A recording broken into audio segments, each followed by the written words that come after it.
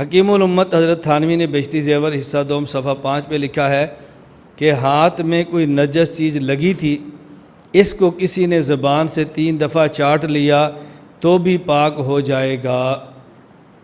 اب یہ کہتے ہیں، دیکھو حضرت تھانوی رحمۃ اللہ علیہ بہشتی زیور میں لکھتے ہیں کہ نجاست کو چاٹنا جائز ہے، نجاست کو چاٹنا جائز ہے۔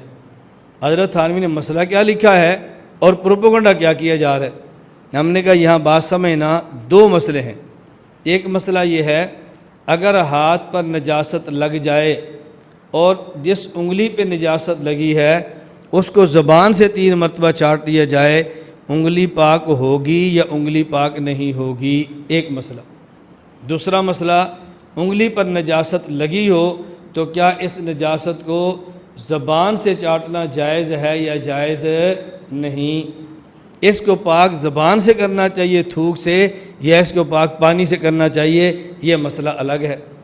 اب غیر مقلدین جس مسئلے کی مخالفت کرتے ہیں تو ہمارا سوال یہ ہے کہ یہاں 2 مسئلے ہیں، تمہیں کون سے مسئلے سے اختلاف ہے؟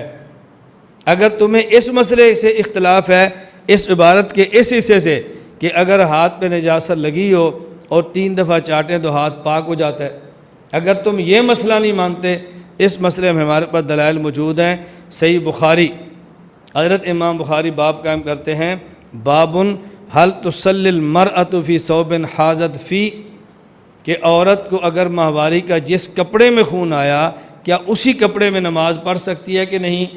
اور دلیل پیش کی ہے، امی عائشہ رضی اللہ تعالیٰ عنہ فرماتی، ما کان لاحدانا الا ثوب واحد، ہمارے پاس ایک کپڑا ہوتا تھا، مدینہ منورہ میں صحابیات کے بعد ایک کپڑا ہوتا تھا، تحیض فیہ، اسی میں ان کا ماہواری کا خون آتا، فاذا اصابہ شیء من دم، جب ان کے کپڑے کو ماہواری کا خون لگ جاتا، قالت بریقہا فمسحتہ بظفرہا، تو وہ اپنے تھوک سے اس کپڑے کو صاف کرتی اور خون سے کھرچ دیتی اور اسی کپڑے کے اندر نماز پڑھ لیتی۔ تو یہاں دیکھو مسئلہ کیا تھا، ایک ہے تھوک جو منہ کے اندر ہے یوں صاف کرنا، اور ایک ہے تھوکنا اور تھوک کر صاف کرنا۔ تھوک سے صاف تو کیا جا رہا ہے نا۔ نمبر 2 حوالہ دیکھیں، مصنف ابن ابی شیبہ، یہ حضرت امام بخاری ابو بکر ابن ابی شیبہ کے، امام بخاری کے استاذ ابو بکر ابن ابی شیبہ کی کتاب ہے، باب فی الرجل یری فی ثوبہ الدم فیغسلہ، اگر کوئی بندہ اپنے کپڑے پر خون دیکھے اور اس خون کو دھو لے تو اس کا حکم کیا ہے؟ فرماتے ہیں سعید بن جبیر کہتے ہیں، ان کان بعض امہات المومنین لتقرص الدم من ثوبہا بریقہا، امہات المومنین رضی اللہ تعالی عنہن میں سے بعض وہ تھیں کہ جو خون کو اپنے منہ کے تھوک سے صاف کیا کرتی تھی اور کپڑے کو پاک فرما لیا کرتی تھی۔ نمبر 3 مصنف ابن ابی شیبہ کے اندر دوسرا والا، حضرت حسن بن علی رضی اللہ تعالیٰ عنہ رآ فی قمیصہ ہی، انہوں نے اپنی قمیص کے اندر خون دیکھا، رآ فی قمیصہ دمن فبزق فیہ ثم دلکہ، ان نے وہاں پر اپنے خون جو قمیص میں دیکھا پہلے تھوک دیا پھر اس کو رگڑ دیا۔ حسن بصری نے اپنی قمیص کے خون کو اپنے تھوک سے صاف کیا ہے۔ اسی طرح کے حوالے اور بھی موجود ہیں جو آپ کے پاس درج ہیں۔ ایک مسئلہ یہ ہے، اگر نجاست انگلی پہ لگی ہو اس کو پانی سے دھونا چاہیے، لیکن کوئی بندہ پانی سے دھونے کی بجائے 3 مرتبہ چاٹے، انگلی پاک ہوگی یا نہیں ہوگی؟ پاک ہونے پہ دلائل ہم نے دیے، آپ کہتے ہیں انگلی کے چاٹنے سے انگلی پاک نہیں ہوگی، تو پھر دلیل اس پہ تم پیش کر دو کہ پاک نہیں ہوگی۔ دوسرا مسئلہ یہ تھا، اگر انگلی چاٹی ہے کیا اس انگلی جس پر نجاست لگی ہے اس نجاست کو چاٹنا یہ جائز ہے یا جائز نہیں ہے؟ یہ مسئلہ الگ ہے۔ حضرت تھانی فرماتے ہیں ہاتھ میں کوئی چیز نجس چیز لگی تھی، اس کو کسی نے زبان سے 3 دفعہ چاٹ لیا تو بھی پاک ہو جائے گا، مگر چاٹنا منع ہے، مگر چاٹنا منع ہے۔ اور ہمارے پاس دلیل موجود ہے کہ نجاست کو چاٹنا منع ہے۔ قرآن کریم میں ہے، یا ایہا الذین آمنوا انما الخمر والمیسر والانصاب والازلام رجس من عمل الشیطان فاجتنبوہ، نجاست سے بچنا چاہیے، نجاست کے قریب نہیں جانا چاہیے۔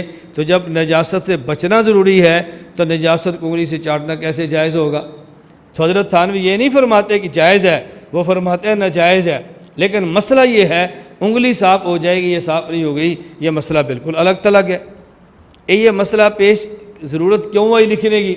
اس کی وجہ دیکھیں، ہمارے یہاں دیہاتوں میں کئی بار ایسا ہوتا ہے کہ عورت کے ہاتھ میں سوئی ہوتی ہے، سوئی میں دھاگا ہوتا ہے، کپڑے کو سی رہی ہوتی ہے اور سوئی انگلی پہ لگے نا خون نکلے، وہ اٹھ کے دوڑ پر دھونے کی بجائے فوراً اپنے خون کو چوستی ہے اور پھینک دیتی ہے۔ اب دیکھو اس نے چوسا، انگلی تو پاک ہو گئی، اب اس کے بعد اس کے منہ میں چونکہ خون تھا تو منہ ناپاک ہو گیا، وہ تھوک کے باہر پھینک دیتی ہے، پھر تھوک تیسری بار پھر پھینکتی ہے، دوسری بار تیسری بار پھر پھینکتی ہے، تو جو منہ کے اندر خون نجس تھا ایک بار پھینکا، پھر تھوک دوسری بار پھینکی، پھر تیسری بار پھینکی، تو منہ کے اندر تو نجاست کا نام و نشان ہی نہیں رہ گیا، اب منہ تو ناپاک نہیں ہوگا۔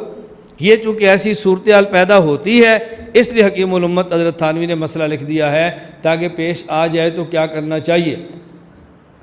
اور میں سمجھانے کے لیے ایک مثال اور دیتا ہوں، دیکھو اب اگر کوئی بندہ آپ سے پوچھے کہ جی مسجد میں کوئی بچہ چلا گیا اور مسجد میں بچے نے پیشاب کر دیا اور پھر اس پیشاب کو دھو دیا گیا تو مسجد پاک ہو گئی، اب اس پر کوئی اعتراض کر دیکھو جی مولانا صاحب کہتے ہیں کہ بچوں کو مسجد میں لاؤ تاکہ وہ پیشاب کریں۔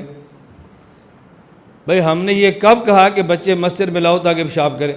ہم تو کہتے ہیں اگر کوئی بچہ آ گیا، اس نے پیشاب کر دیا اور مسجد کو دھو دیا، اب بتاؤ مسجد پاک ہوگی یا نہیں ہوگی؟ مسئلہ تو یہ ہے۔